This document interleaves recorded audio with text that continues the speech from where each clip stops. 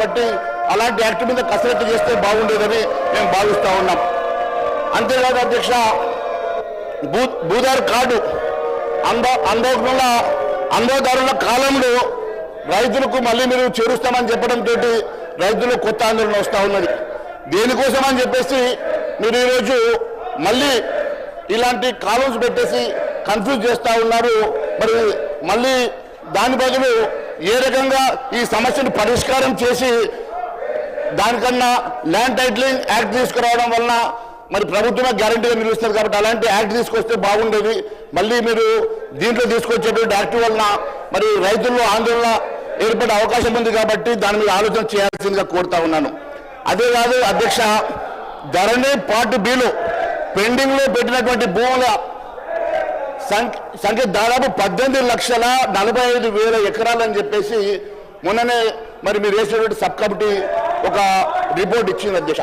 ఆ నివేదికలో చాలా స్పష్టంగా అందులో వివిధ కారణాలతోటి 13,38,000 ఎకరాల భూమి మరి పార్ట్ బిలో పెట్టినట్టు ఏ కారణం లేకుండా 5,07,000 ఎకరాల భూమి పెండింగ్ లో పెట్టారని చెప్పి పేర్కొన్నారు అధ్యక్ష. అంటే దాదాపుగా 18,45,000 ఎకరాలు పార్ట్ బిలో పెట్టి దాంట్లో పెట్టినటువంటి భూముల్లో భూదాన్ భూములు ఉన్నాయి అధ్యక్ష, వక్ఫ్ బోర్డు భూములు ఉన్నాయి అధ్యక్ష, దేవాదాయ భూములు ఉన్నాయి అధ్యక్ష, అటవీ భూములు ఉన్నాయి అధ్యక్ష, అంతర్రాష్ట్ర మరి ఎన్నో ఇతర వివాదాలు ఉన్నటువంటి భూములు కూడా దాంట్లో ఉన్నాయి అధ్యక్ష. ముఖ్యంగా ఇలాంటి భూములన్నీ కూడా రంగారెడ్డి, మెదక్, హైదరాబాద్, ఉమ్మడి జిల్లా పరిధిలోనే అత్యధికంగా ఇవి ఉన్నాయి కాబట్టి ఎంతో విలువైనటువంటి భూములు కాబట్టి మరి వాటిని ఏ రకంగా పరిష్కారం ఇస్తారో మరి ఎప్పటి లోపల పరిష్కారం చేస్తారో తెలియజేయాల్సిన అవసరం ఉన్నది అధ్యక్ష. లక్షల కోట్ల రూపాయల స్కామ్ అని చెప్పి మంత్రులు అంటున్నారు అధ్యక్ష. లక్షల కోట్ల రూపాయల స్కామ్ అని చెప్పి ఉప ముఖ్యమంత్రి గారు కూడా అంటున్నారు అధ్యక్ష. మరి ఏడాది దాటినా కూడా మరి ఈ వివరాలు ఎందుకు, దీని మీద విచారణ ఎందుకు చేస్తలేరో మరి తెలియాల్సిన అవసరం ఉన్నది అధ్యక్ష.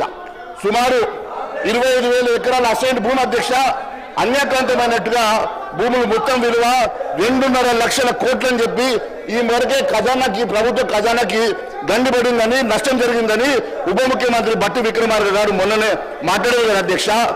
మరి 2,000 ఎకరాలు తమ బినామీ పేరుతో మార్చుకున్నారని జీవో 59 ముసుగులో బీఆర్ఎస్ పాలకులు 100 కోట్ల విలువైనటువంటి భూములు మింగేశారని రెవెన్యూ మంత్రి పొంగులేటి శ్రీనివాస్ రెడ్డి గారు తాజాగా సందర్భంగా మాట్లాడే సంగతి నేను గుర్తు చేస్తా ఉన్నాను అధ్యక్ష. ధరణి ముసుగులో మరి ఈ రకంగా లక్షల కోట్ల విలువ చేసేటువంటి భూములు గారు మళ్ళీ ఒకసారి అప్పీల్ చేస్తాం బీఆర్ఎస్ నాయకులకు, దయచేసి మీ సీట్లలో కూర్చోండి. ఇది గవర్నమెంట్ బిల్లు, రైతులకు సంబంధించింది, ప్రజలకు సంబంధించింది. ఎన్నో ఏళ్ల నుంచి ఈ బిల్లుతోని చాలా ఇబ్బందులు పడ్డ పరిస్థితి మీకు తెలుసు, మాకు తెలుసు. మళ్ళొకసారి నేను మీకు అప్పీల్ చేస్తున్నా, నేను ఇచ్చినప్పుడు మీరు మాట్లాడలేదు, మళ్ళీ సీరియల్ వచ్చినప్పుడు ఇస్తా, మీరు కూర్చోండి.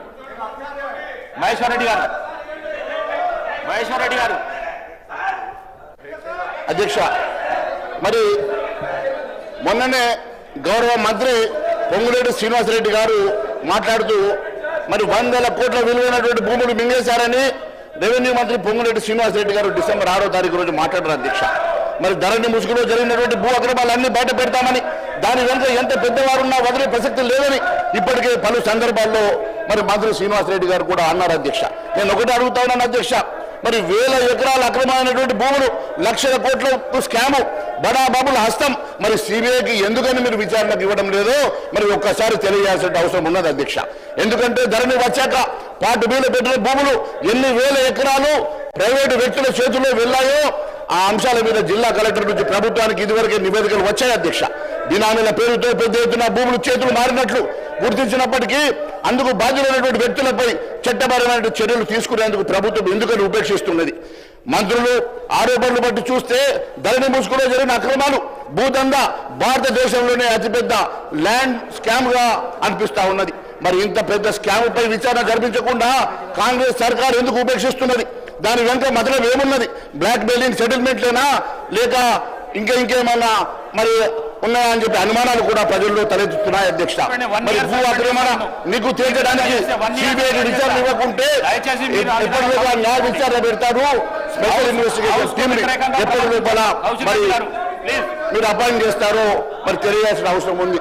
మొన్ననే ముఖ్యమంత్రి గారు ఓఆర్ఆర్ అంశం లోపల అప్పటికప్పుడు సిట్టుకి విచారణకు ఇచ్చినట్టుగా దీని మీద ఎందుకని విచారణ జరిపించడం లేదో తెలియాల్సిన అవసరం ఉంది అధ్యక్ష. ఎందుకంటే అధ్యక్ష నేను జనరల్ సినిమాలు చూడను అధ్యక్ష. మొన్ననే పిల్లలు ఏదో సినిమా పెడితే చూశాను అధ్యక్ష. అదేదో లక్కీ భాస్కర్ అంటే అధ్యక్ష. ఆ సినిమా పిల్లలు పెడితే చూస్తూ ఉండగా ఒకటి హీరోకి ఒక సందేహం వచ్చింది అధ్యక్ష. ఏదో పాప మన అవసరానికి ఎవరు వచ్చి కలవడానికి వచ్చారు అధ్యక్ష. వస్తే ఆయనకు ఇష్టం లేక దాన్ని వాళ్ళ ఆఫీసర్కి చెప్తామనే లోపల ఆయన కొడుకుని తీసుకొని తల్లి వచ్చింది అధ్యక్ష. తల్లి వచ్చి ఆ చాక్లెట్ ఏదో దొంగతనం చేసిండు, పక్కడు బ్యాగ్కి వెళ్ళి తీసుకున్నాడు.